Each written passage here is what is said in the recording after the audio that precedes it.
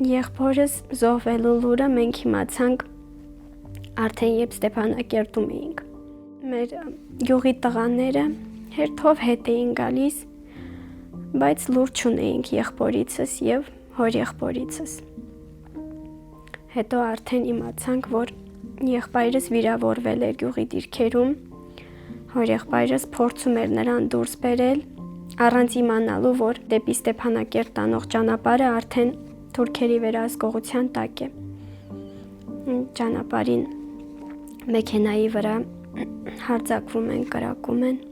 եւ զոհվում է եւ եղբայրս եւ հորեղբայրս։ Իմացանք նաեւ ամուսնուս պապիկի լուրը։ Շաբո պապին մեծ մեքենա ուներ, 66, այդպես էինք ասում։ Գյուղի անտառներով դուրս էինք եկել։ Ինքը ճանապարհով փորձում էր գալ